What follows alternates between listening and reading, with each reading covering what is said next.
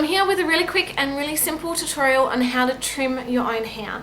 I know that going to the hairdressers can be quite expensive, and especially if you want to upkeep with regular trims, this is a really easy way of how to trim your own hair. It's mainly for medium to longer lengths of hair with kind of soft, increased layered layers and things like that. So if your hair's similar kind of length to mine, this is a great way to just trim your hair and bring back some shine and some health in your hair.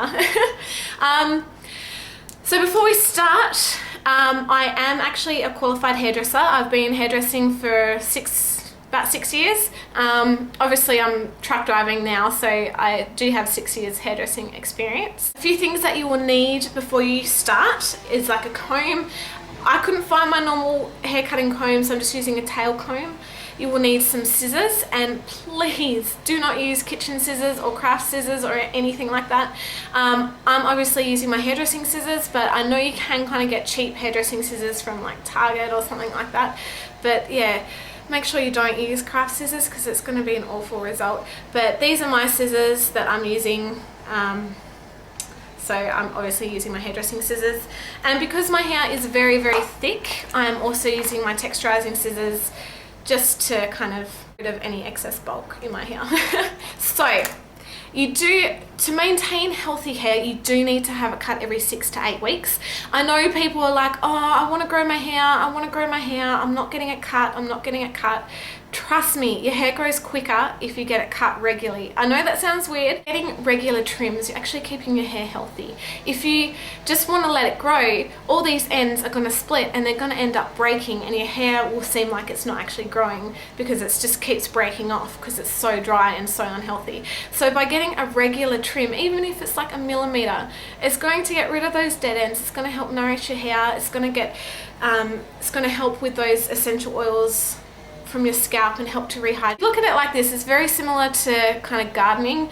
You know, when you've got roses or something and there's all those dead bits, you cut off all the dead bits so then the nutrients can go to the rest of the plant. If you keep those dead bits in your hair, they're not going to repair themselves, and by keeping it there, the nutrients isn't going to where it really needs to go. So the way that I layer hair is, it may be a little bit difficult to see or to follow, but I take small sections and bring it all the way up to the top and literally cut it off in a straight line, or like a textured straight line. So by doing that, when the hair falls, you'll end up with beautiful layers that obviously are longer underneath and end up with a softer, shorter layers on the top.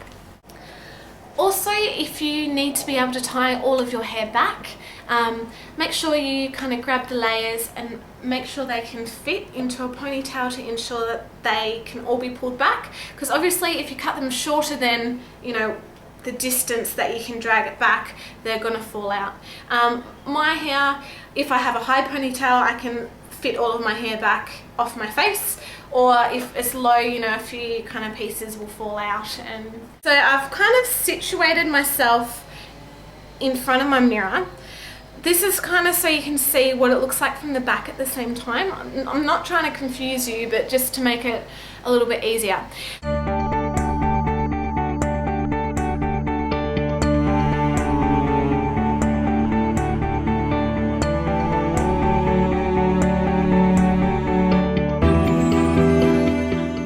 Start by dividing your hair in half. You'll have the back section and then you'll have the front section. I do recommend using clips to section the front away from the back, just to make it easier for you. Determine how much length you would like to remove. This will also be your shortest layer. Take a small section from the back of the crown, comb the section completely to the top, and then using a notching motion, cut into the lengths of hair. So as I said, this will be your shortest layer. Take another thin section of hair and incorporate it into your first section. Comb this straight up once again. By using thin sections, you will always have your guide visible so you know how much length to cut off the next section. Continue this motion throughout the whole back section of your hair. Just take your time. It does take a little bit of practice, and always start with taking less off, and you can go back in and take more off later if you feel you need to. Keep in mind, if your layers are quite short compared to the length of your hair, if you pull up all of the hair from the base of your neck to your layers, you'll actually be cutting the length of your hair. So if you have quite short layers and want to maintain the length of your hair, make sure you leave out the lower section of your hair and don't incorporate it with your top layers. In my case, however, my layers are quite long and my longer lengths of hair don't reach to the layers. For the side sections of hair, we are going to do vertical sections. So incorporate some of the back hair that you've already cut to help with your guideline. So comb it directly up once again and then notch into the ends and trim off all those dead pieces. Continue this same technique all throughout the front sections of hair. We'll be leaving out the front portion because we're doing the fringe styling last. So as I said, remember to incorporate some of the other sections to ensure that you've got the correct guideline.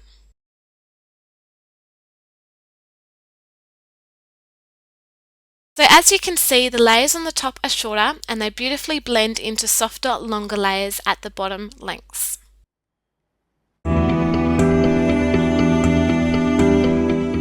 So because I don't have a fringe, I've just got kind of long layers. I like just to trim those. Make sure that your fingers are on an angle, pointing towards the ground.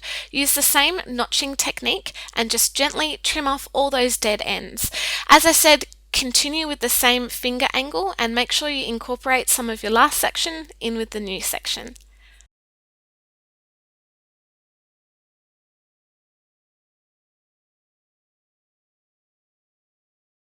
Now I'm using a rocking motion with my scissors and I'm just going in and kind of tidying up any loose ends, any pieces that don't blend 100%, and this will just give a really nice smooth finish to the look.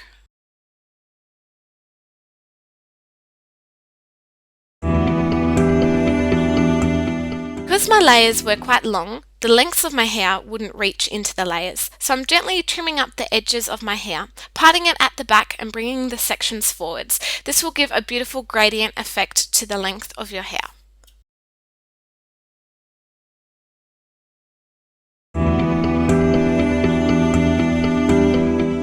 When using texturizing scissors, never use them horizontally. Always use them on a slant. This way is going to ensure a beautiful blend.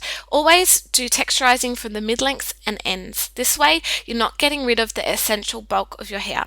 Because my hair is so thick and really bulky, this is why I'm kind of texturizing out my hair. Only do this if your hair is really thick. If it's thin, I wouldn't recommend it just because you don't want to lose that essential bulk of your hair. If you want to add some texture, feel free just to go in on the ends, kind of in the same notching technique. This way it will help just to give you some more definition and texture.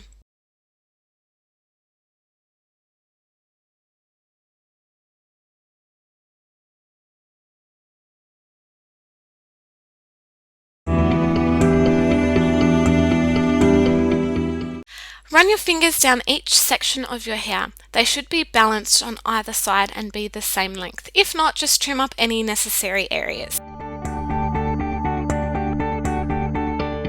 And here you have the finished result. Beautiful, soft, long layers that give lots of volume and texture to your hair. Please show your support to me and to my channel by rating, commenting and subscribing. And by subscribing, it's completely free and you always know when I have new updates and tutorials.